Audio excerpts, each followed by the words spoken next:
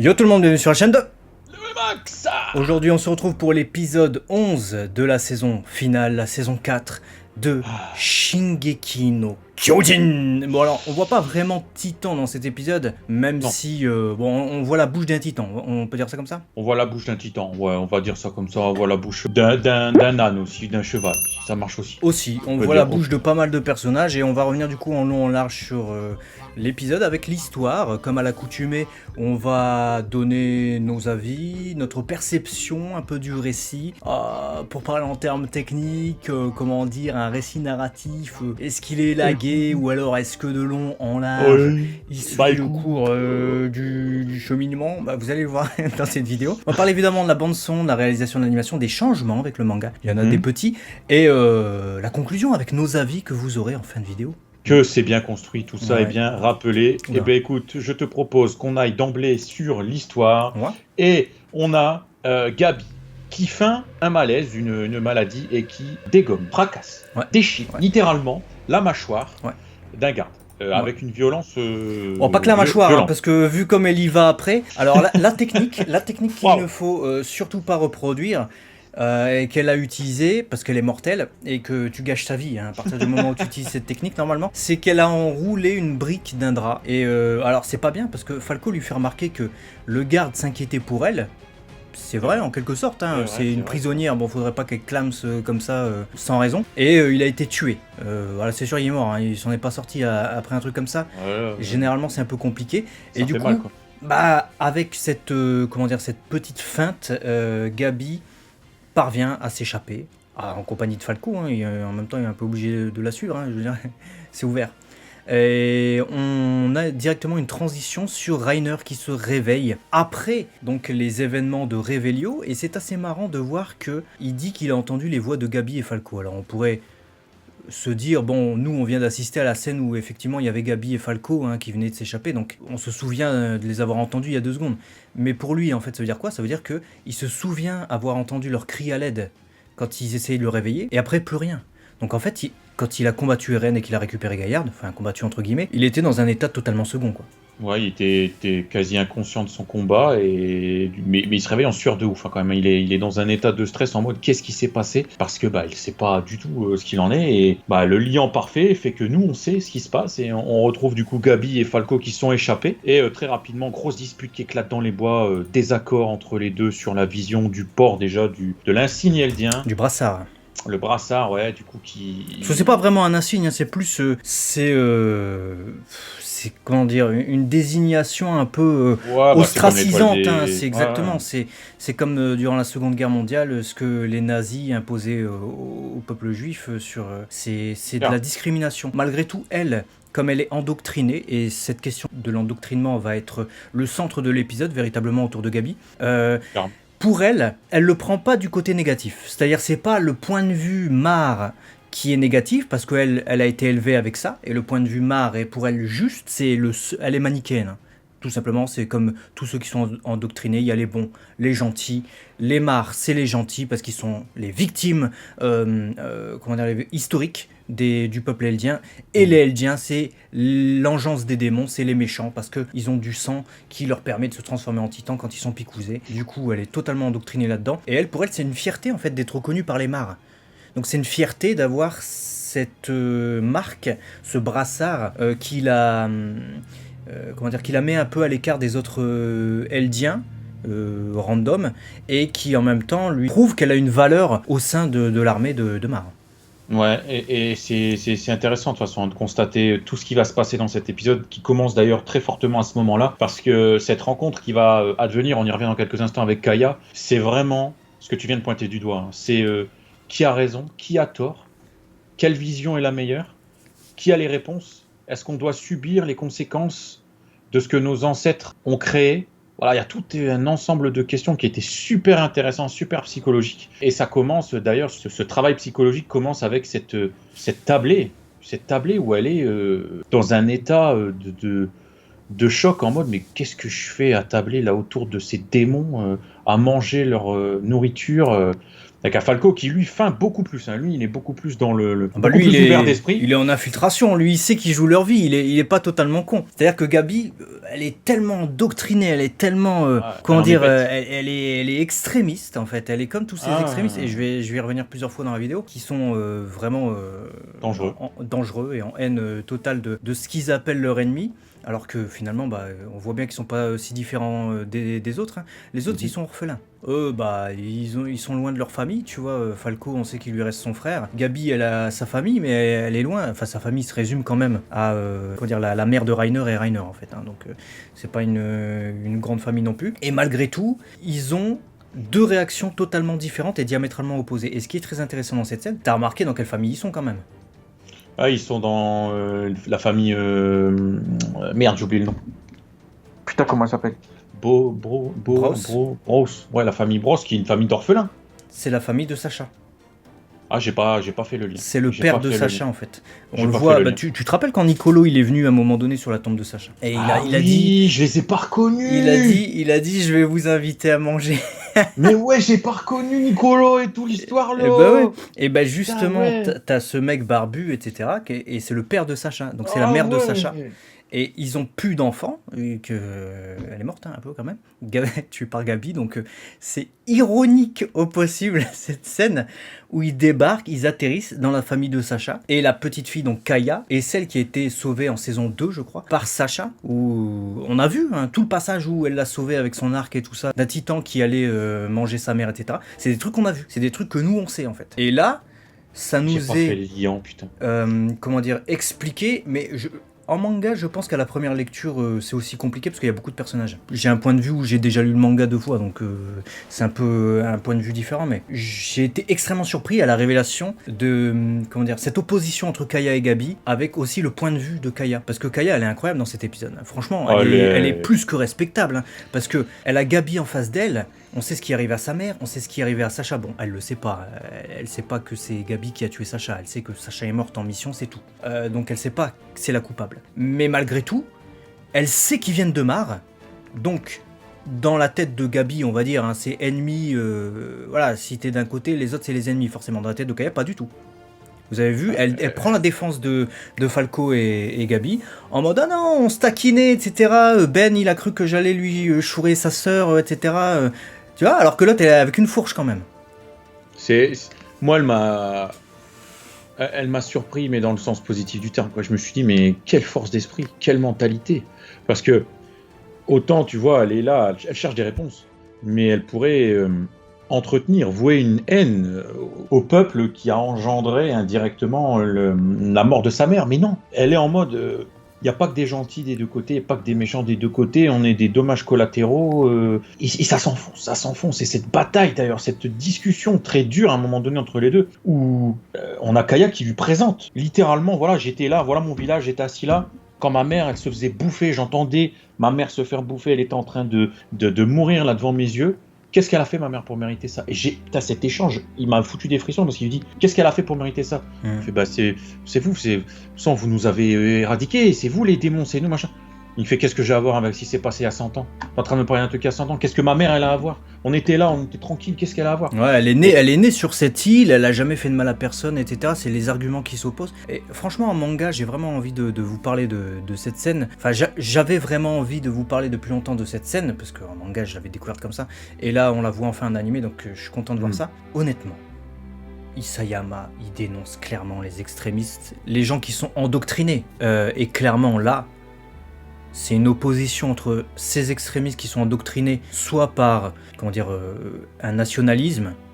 Là, en quelque sorte, c'est un peu ça, tu vois. Elle a hérité de tous ces idéaux de Mars, etc. Et elle se bat pour Mars. Hein. Et elle a cette haine, du coup, des ennemis eldiens, alors qu'elle est une eldienne elle-même, soit les fanatiques religieux. Et c'est totalement ça. Il résonne exactement comme Gabi dans cet épisode. Donc, moi, j'ai adoré cette opposition parce que Isayama nous propose véritablement les arguments de ces gens qui sont extrêmes et qui ne voient en l'autre que des ennemis, tellement ils sont extrémistes, radicalisés, et ils sont presque lobotomisés, quoi. C'est-à-dire, ils ont un avis et ils voient pas la vérité du monde, en fait. Ils voient pas la largesse du monde, ils voient pas tout ce qui se passe autour et qu'il peut y avoir du bon dans des gens que eux qualifient comme ennemis. Et tous les arguments de Kaya sont justes. Elle est là en mode, mais nous, on n'a rien demandé à personne, tu vois. Et en plus, elle en veut même pas à Mar, parce qu'elle a peut-être même pas l'information que c'est Mar qui a envoyé des soldats, on sait pas. On sait juste que elle vit dans les murs avec elle vivait dans les murs avec sa mère, et que pour eux, il y a toujours eu ces murs et les titans dehors. Donc pour elle, c'est des titans qui ont attaqué, tu vois, dedans. Ouais. Donc c'est incroyable. Incroyable. C'est incroyable. Je donnerai mon avis sur le personnage de Gabi après d'ailleurs, quand on en sera aux avis. C'était un gros point de cet épisode, cet échange qui est à souligner. Et autre chose qu'on peut aussi souligner de l'histoire, c'est Hanshi, la position d'Hanshi. J'ai trouvé qu'elle était... Putain, elle avait le cul entre toutes les chaises, quoi. Elle est coincée entre le peuple, entre ses obligations, entre la succession d'Erwin, ses anciennes positions, ses nouvelles positions et... qui sont en contradiction avec ce qu'elle pense. Tu sens qu'elle est fatiguée moralement, qu'elle doit continuer, elle n'a pas le choix, elle a une responsabilité sur les épaules, mais je l'ai sentie fatiguée, tu vois, dans cet épisode en mode ça devient compliqué là, de tout assembler, et tu sens que c'est... Ouais, Hanzi qui est un personnage plutôt positif, hein, généralement plutôt jovial, Ouais. etc., déconneur, mais là c'est vrai elle est accablée, puisqu'il y a, il y a Frock et 3 autres recrues donc, qui sont arrêtés, hein, parce qu'ils ont divulgué en fait des informations à la presse sur Eren, sur le pouvoir qu'il possède aussi, et donc eux considèrent Eren comme étant celui qui doit guider les Eldiens. Et on se rappelle, ça fait écho avec, c'est pas dit dans l'épisode, mais on se rappelle très bien que quand ils avaient quitté à un moment donné le camp de Revelio en dirigeable, Frog disait ouais, renaissance à l'Empire Eldien. Donc on se dit, est-ce que lui, ce gars, il est pas en train de chercher un leader pour justement rebâtir un empire eldien. Donc l'empire eldien, on rappelle, hein, qui était l'empire du coup qui a marché sur le monde et qui a dominé tout le monde. Ce qu'il veut pas reproduire en fait ce qui s'est passé il y a des centaines d'années et que les Mars reprochent. Tu vois. On est en train de se demander du côté de Frock, mais en tout cas, il voit en Eren Yeager un leader. Et du coup, la presse et le peuple maintenant sont au courant qu'Eren, leur héros, le gars qui possède le titan assaillant, hein, qui a bouché les murs, tout ça, et qui a porté donc une attaque contre l'ennemi, serait emprisonné. Qu'est-ce que c'est que ça? D'où qu'on emprisonne le héros national, tu vois. Donc évidemment c'est très compliqué comme position pour Hanzi. Et là on est face à une équation presque irrésolvable entre les positions, comme on l'a vu tout à l'heure, des Eldiens, des Mars, les victimes des Mars, les victimes des Eldiens, qui est le héros, grand terrassement, pas grand terrassement, Shig, pas Tig, Titan, pas Titan, ami, pas ami. T'as une équation énorme, il y a des variables qui à chaque fois se rajoutent dans cette histoire et tu te dis mais c'est quoi la solution à tout ce merdier? Vraiment, on est nous-mêmes en tant que spectateurs à se dire mais qu'est-ce qui va se passer? Et à la fin, après l'opening, j'espère que vous avez regardé l'épisode jusqu'au bout. Scène post-générique, faites gaffe. Parce que sinon, c'est pas du tout un spoil de le prochain épisode, c'est juste qu'ils ont construit la fin comme ça. On a quand même Magat qui a tout compris. J'ai trouvé que c'était un génie, le gars. Parce qu'à partir du moment où il a observé les restes de Jig, il se dit, ok, c'est trop bizarre. Il n'y a que des jambes, il n'y a que des bras, ils ont fait style. Moi, je dis, il a rallié l'autre côté, ils sont partis. Regardez le nouvel équipement tridimensionnel. Il y a de la technologie Mars, ça veut dire qu'ils ont réussi à l'obtenir. Donc, ça veut forcément dire que ça fait un moment qu'ils travaillent ce DOS. Donc, ça veut dire qu'il y a 4 ans, il y a des gens qui sont partis là-bas, ils ont infiltré, ils ont donné toutes nos infos. Et du coup, c'est un gros bordel. Donc, il faut qu'on les attaque dans 6 mois, on peut pas attendre. On peut pas attendre. Clairement, pour moi, Magat avait déjà les informations. C'est-à-dire qu'il savait qu'il y avait des rats, vous vous rappelez, en tout début de saison. Ouais, il y a des rats dans les murs. Il y a des rats dans les murs, il était pas en train de parler d'Eren. Hein. J'ai fait style dans la review, parce qu'il y avait la transition et tout. Mais je savais qu'il parlait de Zik. Est-ce que lui savait que c'était Zik? Je sais pas. Je suis pas en train d'affirmer ça, sinon il aurait peut-être fait autrement. Mais il savait clairement qu'il y avait des gens au sein même de l'armée. Et c'est pour ça aussi qu'il y avait cette écoute. Vous vous rappelez, ça devait être épisode 2 ou un truc comme ça. À un moment donné, il y avait eux, là, les titans primordiaux, là, qui ont cette réunion à la fin de l'épisode, qui étaient sur écoute par un peu l'état-major de Mar. Et il y avait notamment Magat, qui avait relevé que Zik avait dit non, il n'y a pas de gens de l'état-major, du moins pas dans cette pièce. Un truc comme ça. Et donc, Magat, je pense qu'il avait des doutes déjà à ce moment-là. Alors, en tout cas, doute, pas doute. Là, il pose sur la table ses coronets et il te dévoile tout ce qu'il sait. Tu te dis, ah putain, ah là, il sait tout. Ça va partir en cacahuète. Bon, on a 6 mois. Et Reiner, il fait non. Pourquoi 6 mois? Tu veux 6 mois? Non, Parce que Zeke, il sait très bien qu'on n'attaquera que dans 6 mois parce qu'il va raisonner en se disant ils sont faibles, du coup ils attaqueront dans 6 mois, le temps de se refaire, qu'il y ait la coalition, blabli blabla. C'est maintenant qu'il faut y aller. Il faut les prendre comme ça, là, tout de suite, à la gorge, sans prévenir. Et là, tu te dis, oh là là. Ah ouais, mais frère, va se passer quoi là? C'est quoi le bordel? C'est de la guerre là tout de suite? Ça va être un sac. Ouais, et surtout que tu dis comment ils vont faire, parce que, je veux dire, la coalition n'a pas le temps de se former, donc ils vont devoir envoyer les primordiaux avec Reiner et tout ça. Comment ça va se passer? On peut se poser la question. En tout cas, on aura la réponse dans les prochains épisodes. Avant de passer à la bande-son, je voudrais juste revenir sur un nouveau personnage aussi qu'on voit dans cet épisode, qui est plutôt secondaire, mais qui me paraît quand même avoir une certaine importance. C'est Louise, qui fait partie justement des personnes arrêtées avec Frock, qui est la fille de la charrette qu'on voyait dans l'épisode 6 de la première saison, quand Mikasa tuait un titan qui allait, je crois, leur foncer dessus, un truc comme ça. Elle est admirative devant Mikasa, en fait, qui fait partie du bataillon d'exploration à ce moment-là, et elle décide de la suivre dans le bataillon d'exploration. Et du coup, tous ces personnages-là qu'on voit, là, qui sont arrêtés, qui sont aux arrêts parce qu'ils suivaient Ren, ce sont des personnages qui ont été admiratifs des combats du bataillon par le passé.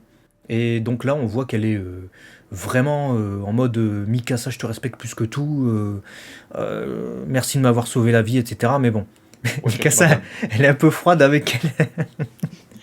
Mikasa, le problème, c'est qu'elle a plus la même mentalité, en fait. C'est-à-dire que la Mikasa d'époque a beaucoup évolué et subi les vérités, les combats, les atrocités, la perte de ses compagnons. Et je pense que tu peux pas, elle est pas indemne en fait de tout ça, tu vois. Donc forcément, elle prend le compliment comme voilà, tu vois qu'à un moment donné elle est un peu gênée, mais d'un autre côté, elle se dit c'est vraiment ça. Est-ce que nous, vu tout le chiotte qu'on est en train de faire, c'est vraiment nous qui devons servir de modèle en fait. Enfin, tu vois, je pense que tu te poses la question quoi. Donc t'es pareil encore une fois, c'est toujours t'as deux chemins en permanence dans cet épisode.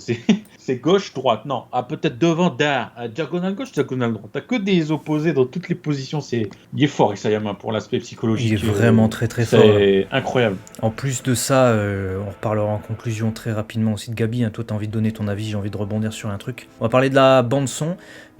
Personnellement, j'ai pas grand chose à dire. La musique est toujours là pour souligner un sentiment, parfois même sous-jacent. C'est-à-dire qu'il n'est pas forcément évoqué à l'image ou dans les dialogues. Je pense notamment à la scène de l'arrivée dans la maisonnette des orphelins, donc qui est tenue par les Braus, qui du coup doit nous faire comprendre justement qu'il y a un truc avec cette famille, un truc de bizarre, effectivement, vu que c'est la famille de Sacha. Du coup. Animation, réalisation. J'ai absolument rien noté, si ce n'est des faiblesses de qualité d'animation par rapport à d'autres épisodes. On sent véritablement qu'ils considèrent que c'est un épisode un peu plus... avec moins d'action. Avec moins d'action, donc il lève un peu le pied. Ce qui est un peu dommage, de mon point de vue. Bon, ça change pas la narration et la qualité du récit d'Isayama de toute manière. Et ça reste très proche au manga en termes de visuel. Malgré tout, quand je vois les moyens qu'ils mettent sur Jujutsu Kaisen, je me dis, ah tiens... SNK là sur les épisodes random, c'est pas pareil quoi. T'as dit l'essentiel. Après, est-ce qu'il faut vraiment mettre toutes tes billes sur un épisode comme ça? Si après on sait, parce que moi je sais pas, toi tu sais, mais moi je ne sais pas. Si après derrière il y a un gros sac, il y a une grosse guerre où ça va demander une concentration des équipes, je peux comprendre qu'ils se disent bon le 11, le 12, j'en sais rien, sont moins importants, c'est du récit. Faites-les un peu plus vite et concentrez-vous sur 13, 14, 15 parce que ça va être un sac, vous savez que ça va demander du temps. Si c'est pour avoir des épisodes d'action qui sont ouf, je vous dirai ça à la fin de la saison, mais je peux comprendre parce que ça reste pas dégueulasse. Voilà, c'est tout. Non, c'est tout à fait regardable. Et on va parler maintenant des changements avec le manga, il y en a quelques-uns. Dans le manga, Gabi et Falco, lorsqu'ils sont abordés par Kaya, on voit également Gabi se saisir d'une pierre, mais Falco lui enlève des mains dans le manga. Et on a alors une transition avec transition qui n'existe pas dans l'anime. Si vous voulez, le camp de Revelio où ils évacuent les morts. Et on voit des enfants du coup qui sont morts. Donc est-ce que c'est une autocensure ou est-ce que c'est parce qu'ils ont tout réagencé? Je sais pas. Peut-être les deux.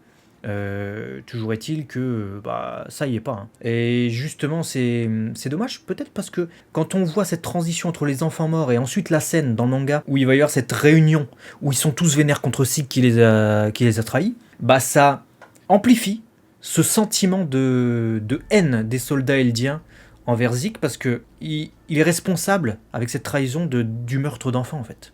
Tu vois, là dans l'animé du coup il n'y a pas ce lien. Ensuite, quand Pixis vient voir Yelena qui est enfermée dans le manga, il lui demande si tout va bien et si la chambre est équipée à son goût. Elle lui répond dommage qu'il y ait les barreaux aux fenêtres.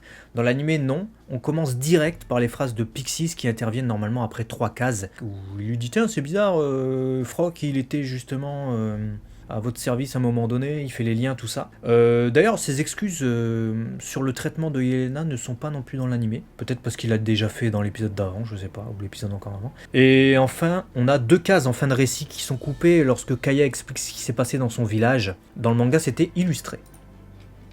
Ok. Bon, quelques changements, effectivement. Après, ça reste. Rien de grave pour moi.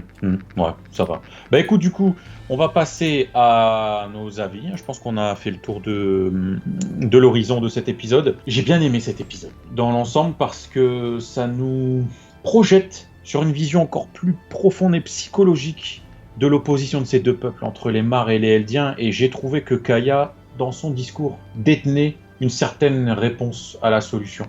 Je me suis dit, tu vois, je voulais donner mon avis sur Gabi et ça va être un parallèle parfait avec ce que je vais dire sur Kaya. J'ai pas aimé Gabi dans cet épisode. Je trouve qu'elle est bête.